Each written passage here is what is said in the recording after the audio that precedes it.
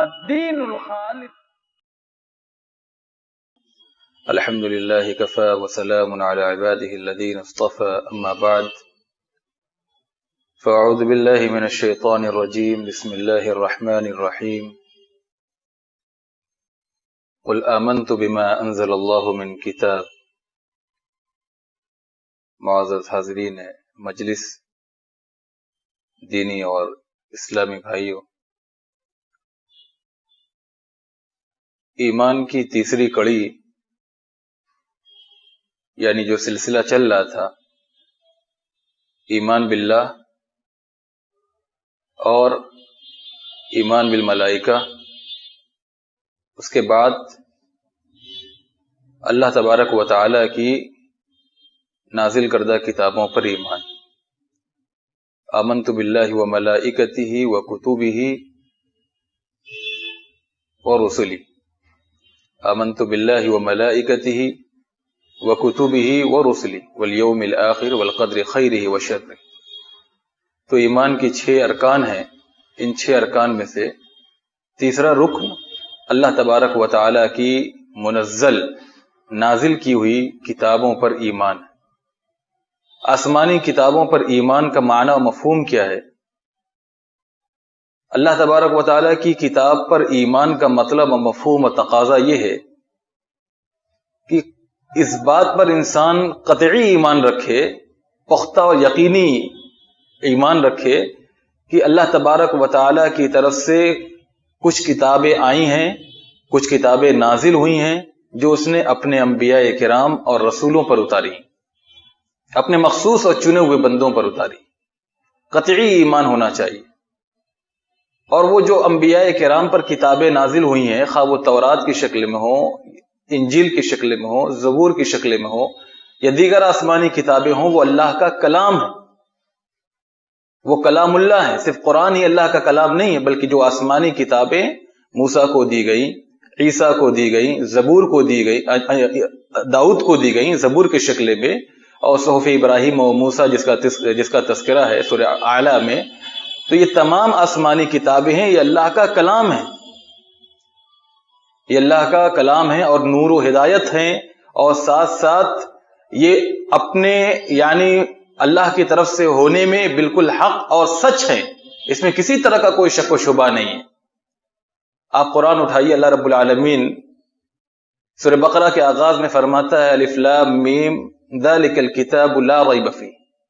جس طرح اس کتاب کے حق ہونے میں یعنی قرآن کے اللہ کی طرف سے ہونے میں اور اللہ کا کلام ہونے میں، اللہ کی طرف سے منزل نازل کردہ ہونے میں کوئی شک نہیں، اسی طرح دیگر آسمانی کتابوں کی بھی اللہ کا کلام ہونے، اللہ کی طرف سے نازل ہونے اور حق اور سچ ہونے بھی مسلمان کو شک نہیں ہونا چاہیے. اسی طرح ان کتابوں کو جو اللہ رب العالمین نے مختلف انبیاء کرام پر نازل فرمایا، جن قوموں کی طرف یہ کتابیں اتاری گئیں، ان قوموں کے اوپر یہ واجب تھا کہ ان کتابوں کو برتیں. ان کتابوں میں جو تعلیمات ہیں، اللہ رب العالمین کی ہدایات و فرامین ہیں، ان کو اپنائیں اور ان کے مطابق اپنی زندگی میں وہ فیصلہ کریں. اپنے معاملات کا فیصلہ، اپنے اختلافات کا فیصلہ وہ ان کتابوں کی روشنی میں کریں. ہر قوم پر یہ واجب تھا. مسلمانوں پر بھی یہ واجب ہے کہ قرآن کی روشنی میں اختلافات ہو جائیں تو وہ قرآن کی روشنی میں فیصلہ کریں، حدیث کی روشنی میں فیصلہ کریں. تمام قوموں پر یہ واجب تھا. صحیح بخاری کے اندر ایک مثال موجود ہے، مختلف طرق سے امام بخاری رحمہ اللہ نے نقل کیا ہے کہ یہود میں ان کے ایک مرد اور عورت نے شادی شدہ زنا کر لیا، بدکاری کر لی. تو یہودیوں نے اللہ کے نبی صلی اللہ علیہ وسلم کے پاس یہ معاملہ پیش کیا اور کہا کہ ہماری کتابوں میں یہ مقدمہ سامنے آیا جب، تو کہا کہ ہماری کتابوں میں ایسے زانیوں کے لیے جو سزا مقرر کی گئی ہے، یعنی تورات میں جو موسیٰ علیہ السلام پر اتاری گئی تھی کہ ان کو رسوا کیا جائے اور ان کو کوڑے مارے جائیں. تو عبداللہ بن سلام رضی اللہ تعالیٰ عنہ جو یہودیوں کے بڑے عالم تھے اور اللہ کے نبی صلی اللہ علیہ وسلم کی مدینہ آمد پر مسلمان ہو گئے تھے، ایمان لے آئے تھے، تو انہوں نے کہا کہ اللہ کے نبی صلی اللہ علیہ وسلم یہ یہودی جھوٹا ہے. کہا کہ تورات لاؤ اور اس میں ہم دکھاتے ہیں کہ زنا اور بدکاری کے جرم کی جو اس مذہب میں یعنی یہود کی کتاب میں جو سزا متعین اللہ رب العالمین نے کی تھی وہ رجم تھی. وہ کیا تھی وہ سامنے آ جائے گی. چنانچہ تورات کا نسخہ لایا گیا اور اسے شروع سے جب پڑھا گیا اور آخر کا اس نے پڑھنا شروع کیا, اور جو بیچ کا حصہ تھا جس میں رجم کے احکام لکھے ہوئے تھے تورات کے اندر, اس پر اس نے انگلی رکھ لی اور اسے مخفی اور پوشیدہ رکھنے کی کوشش کر رہا تھا. تو عبداللہ بن سلام رضی اللہ تعالیٰ عنہ نے کہا کہ ذرا انگلی اٹھاؤ اپنی اور یہاں کا یہ حصہ پڑھو, دیکھو کیا لکھا ہوا ہے. تو وہ معاملہ سامنے آ گیا کہ تورات کے اندر بھی زانی اور زانیہ کے لیے رجم کی سزا اللہ کی طرف سے رکھی گئی تھی. سنگسار کرنا, پتھر سے مار مار کر ان کو ہلاک کرنا ہے. لیکن یہ یہودیوں کا جو ان کے علماء فتویٰ دیتے تھے وہ فتویٰ دیتے تھے, یہ دیکھیے یہ مذہبی کتابوں میں تحریف, اور تحریف دو قسم کی ہوتی ہے, ایک لفظی ہوتی ہے, ایک معنوی ہوتی ہے. ان کے معنوی تحریف تو تھی, لفظی تحریف عام تھی. اور یہ ایسی قومیں ہیں یہود و نصارہ اور دوسرے جو یہ قومیں ہیں, یہ صرف تحریف ہی نہیں, یہ اپنے انبیاء کرام کی تعلیمات سے نہ صرف یہ کہ منحرف ہو گئے, بلکہ انہوں نے اپنی کتابوں میں بھی تحریفیں کی, تبدیلیاں کی, ان کے الفاظ بدلے, ان کے معنی اور مفہوم کو بدل دیا. یہ کہتے تھے کہ منہ پر کالک لگا دی جائے, گھوڑے اور گدھے پر سوار کر دیا جائے, اور پورے علاقے میں قبیلے میں ڈھنڈورا پیٹ دیا جائے, یہی اس کی رسوائی, اور اس کو کچھ چند کوڑے مار دیے جائیں, یہی رجم کی سزا ہے. اللہ کے نبی صلی اللہ علیہ وسلم کے سامنے جب پورا معاملہ منکشف ہو گیا, پورا معاملہ واضح ہو گیا, تو صلی اللہ علیہ وسلم نے دونوں کو مسجد نبوی کے پاس جہاں پہ مسلمان نماز جنازہ صحابہ کرام پڑھا کرتے تھے وہیں پہ دونوں کو رجم کیا گیا. یہودی تھے, یہودی اور یہودیہ جو دونوں بدکار زناکار تھے, دونوں کو وہیں رجم کیا گیا. عبداللہ ابن عمر رضی اللہ تعالیٰ عنہ فرماتے ہیں کہ جب یہودی کے ساتھ جس عورت کے ساتھ اس نے منہ کالا کیا تھا, رجم کیا جا رہا تھا, پتھر مارا جا رہا تھا, تو یہودی اس کو بچا رہا تھا, یعنی اس کے اوپر وہ آ کر اس کو بچانے کی کوشش کر رہا تھا. تو ان کے مذہب میں جو اللہ رب العالمین کی تعلیمات تھیں وہ نہ صرف ایک اس سے منحرف ہو گئے تھے, جو حق باتیں تھیں, بلکہ انہوں نے ان کو بدل دیا تھا. لفظی اور معنوی تحریف ان کی عام تھی. لیکن اللہ کا کلام جو آج اصل میں یعنی جو یہود کی کتاب تورات, انجیل, زبور اور یہ صحف ابراہیم و موسیٰ, یہ اپنی اصلی حالت میں موجود نہیں ہے. اور جو کتابیں موجود ہیں انہوں نے ان میں تاریخ و تفسیر اور لوگوں کے معنی, مفہوم اور سب کو اللہ کے کلام سے ملا دیا ہے. تو چونچو کا مربع بن گیا ہے. اصل انسان تمیز نہیں کر پاتا, نہ اس کی کوئی تاریخی سند ہے, نہ کوئی تحقیق ہے کہ انسان اس میں تمیز کر پائے, فرق کر پائے کہ اللہ کا کلام ہے, یہ ان کے علماء کی تفسیر ہے, ان کے علماء کے حقائق ہیں, ان کے علماء کی وضاحتیں ہیں.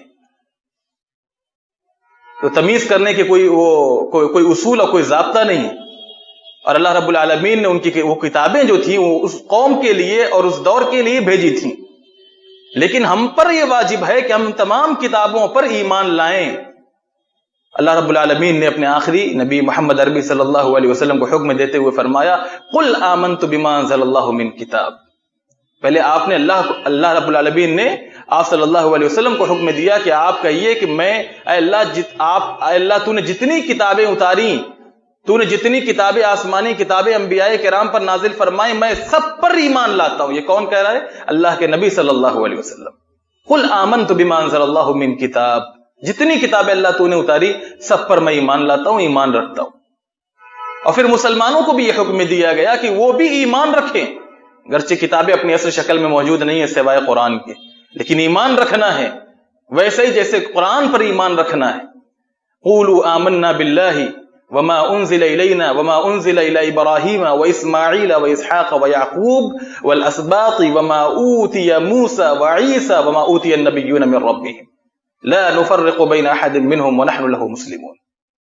مسلمانوں کہو کہ ہم اللہ پر ایمان لاتے ہیں اور جو ہمارے اوپر کتاب یعنی قرآن نازل ہوا ہم اس پر بھی ایمان لاتے ہیں. وما انزل الی ابراہیم واسماعیل واسحاق ویعقوب والاسباط, اور ابراہیم, اسماعیل, اسحاق, یعقوب اور ان کی اولاد پر اللہ کی طرف سے جو نازل کی گئی کتابیں ہم ان پر بھی ایمان لاتے ہیں.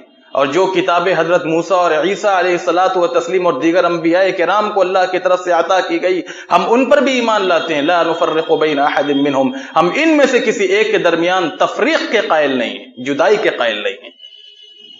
وَنَحْنُ لَهُ مُسْلِمُونَ، اور اپنے رب کے فرما بردار ہیں۔ اس آیت کریمہ سے جہاں یہ بات معلوم ہوتی ہے کہ اللہ نے مسلمانوں کو مکلف کیا ہے، اللہ رب العالمین کا یہ حکم ہے، مامور کیا ہے کہ تمام مسلمان بلا کسی تفریق و تمییز کے آسمانی کتابوں پر ایمان لائیں۔ وہاں ایک نقطہ یہ بھی معلوم ہوتا ہے، ابراہیم، اسماعیل، اسحاق، انبیاء بنی اسرائیل میں ایک ایسا مبارک سلسلہ تھا جو حضرت ابراہیم علیہ الصلاۃ والتسلیم سے شروع ہوا۔ ابراہیم علیہ الصلاۃ والتسلیم یہ نبی ہیں، اللہ کے خلیل ہیں۔ ابراہیم کے بیٹے اسحاق بھی اللہ کے نبی ہیں، اسحاق کے بیٹے یعقوب یہ بھی اللہ کے نبی ہیں۔ 4 پشتوں تک نبوت چلی ہے، پڑ پوتا بھی نبی، پوتا بھی اللہ کا نبی، بیٹا بھی اللہ کا نبی، اور دادا بھی اللہ کا نبی، یعنی ابراہیم اللہ کے نبی اور رسول، اور اس کے بعد اسحاق وہ بھی اللہ کے نبی، اسحاق کے بیٹے یعقوب وہ جو پوتے تھے ابراہیم کے وہ بھی اللہ کے نبی، اور یعقوب کے بیٹے یوسف وہ بھی اللہ کے نبی۔ یہ انبیاء کرام، یہ انبیاء بنی اسرائیل میں ایک ایسا مبارک سلسلہ ہے جو پوری تاریخ میں نہیں ملتا۔ اس میں نبوت ایک طرح سے 4 پشتوں تک چلی۔ یہ بنی اسرائیل پر اللہ رب العالمین کا بہت بڑا احسان تھا، جس کا اللہ نے قرآن میں تذکرہ فرمایا کہ ہم نے ابراہیم کے نسل میں، ابراہیم کے سلسلے میں ہم نے نبوت جاری کر دی تھی۔ لیکن یہ ایسی نافرمان اور مغضوب اور ضالین قوم تھی جس نے اللہ کی نعمتوں کا کبھی احساس ہی نہیں کیا، کبھی تصور نہیں کیا، کبھی قدر نہیں کی۔ اللہ نے ان کو فضلتکم علی العالمین کی بشارت سنائی تھی۔